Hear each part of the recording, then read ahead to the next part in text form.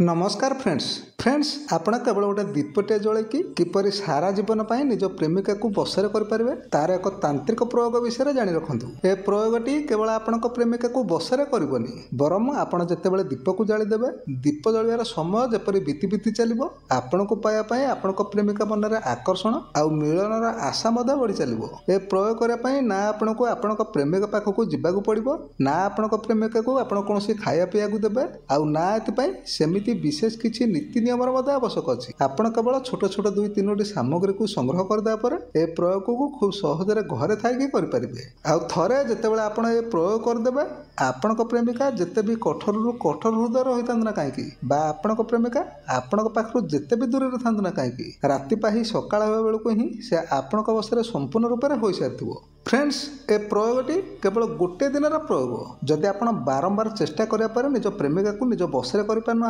अनेक प्रयोग करापर आपण प्रत्येक प्रयोग विफल हो जाऊँगी तेबे आपण केवल थरुटे मात्र ए प्रयोगटी को करके देखूँ। ए प्रयोग करने आपन को सेमिति कौन निर्दिष्ट तिथिबार आवश्यक ना आपन को जो दिन सुविधा हम आपड़ कौन भी गोटे शुभ दिन चाहिए ए प्रयोग को करेंगे। तेज फ्रेंड्स ए वशीकरण प्रयोगर संपूर्ण विधि को जानापी आपड़ ए भिडियो को शेष पर्यंत देखूँ। तेबे वशीकरण प्रयोग करने आपको कौन कौन सामग्री लगे आउ ए वशीकरण प्रयोग को आप किपर भाव में करेंगे से विषय जाना पूर्व किंतु ए वशीकरण किसी शक्ति विषय निश्चय जाणी रखु। देखु ए वशीकरण प्रयोग केवल क्या बस करने प्रयोग कराए ना यह कौन सी नारी को तो बस करें किंतु ता सहित से नारीर हृदय मिलन बाध्य करें। अर्थात आपड़ जिते वशीकरण प्रयोग आरंभ करेंगे यह आपण प्रेमिका को आपण बसरे करने सहित आपण सहित आपण प्रेमिका किपर भाव में मिलन कर तार आशा को हृदय जन्म देवा आरंभ कर आपण ए प्रयोग करदे पर जेपर्यंत आपण प्रेमिका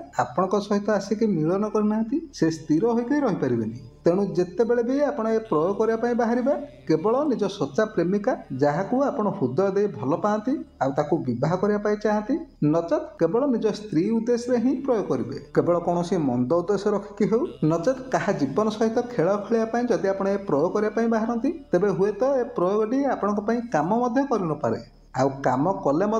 तार फल किंतु आपण को खूब गंभीर भाव में भोगिया पड़ पारे। तेणु जिते बड़े भी आप प्रयोग करने बाहर अंततः थरुटे चिंता करने पर जाए आपण ए प्रयोग करने बाहर आउ केवल निज सच्चा प्रेम उद्देश्य ही ए प्रयोग करूँ आउ ता छड़ा केवल थरुटे मात्र कौन नारी को देखिया पर अर्थात कौन सी अजना अचिना नारी को केवल थरुटे देखी एक तरफा प्रेम ए वशीकरण प्रयोग को केबे भी करंतु आउ यह व्यतीत कौन सी विवाहिता महिला किंबा कौन सी विधवा महिला पर ए प्रयोग करने जमा भी चेष्टा करंतु कहीं एमती करने द्वारा ए प्रयोगटी काम कले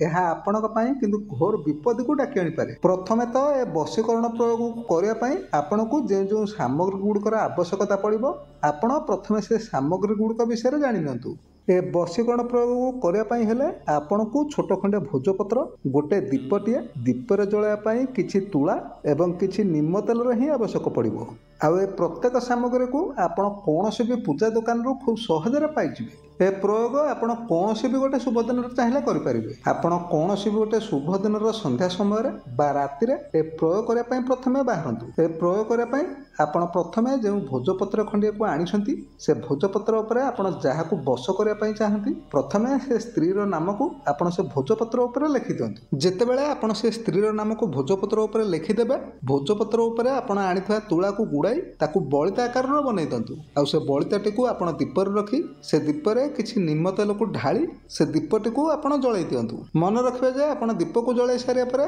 दीपर मुह को आपण निज प्रेमिकार घर जो दिग को थी दीपर मुह को आपण से दिग को ही रखिए आपण ए प्रत्येक काम को करुता भितर यही गोटे मंत्र को निरंतर जप कर चलते। मन रखु जे मंत्र जो जगार अमुक अच्छी से अमुक जगार आपण तार नाम को लगेबे जहाँ को आप निज बसरे करने चाहते यही भाव में आप गोटे दिन ही ए प्रयोग को करेंगे। देखु जदि बा आप गोटे दिन ए प्रयोग करापर यह आपण 100% निश्चय काम करिवो किंतु तथापि भी आपण ए मंत्र को प्रतिदिन 10 माला हो कि कम से कम आप गोटे घंटा लेखाए 11 ଦିନ ପର୍ଯ୍ୟନ୍ତ ଏକ ସମୟରେ ନିଶ୍ଚିତ ଜପ କରନ୍ତୁ। ଆପଣ 11 ଦିନ ପର୍ଯ୍ୟନ୍ତ ଗୋଟିଏ ଗୋଟିଏ ଘଣ୍ଟା ହେଉ କିମ୍ବା ମାଳାରେ ଯଦି ଆପଣ ଜପ କରୁଥାନ୍ତି ତେବେ ଆପଣ 10 ମାଳା ପ୍ରତିଦିନ ଜପ କରନ୍ତୁ। ଯଦି ଆପଣଙ୍କର ଗୋଟିଏ ଦିନରେ ଆପଣଙ୍କ ପ୍ରେମିକା ଆପଣଙ୍କ ପାଖକୁ ନ ଆସେ ତେବେ ସେହି 11 ଦିନ ଭିତରେ ହିଁ ଆପଣଙ୍କ ପ୍ରେମିକା ଆପଣଙ୍କ ପାଖକୁ ନିଶ୍ଚୟ ଚାଲି ଆସିବ। ଆଉ ଆପଣ ଆପଣଙ୍କ ପ୍ରେମିକାକୁ ଯାହା ବି କିଛି କହିବେ ସେ ଆପଣଙ୍କ ପ୍ରତ୍ୟେକ କଥାକୁ ମାନିବ।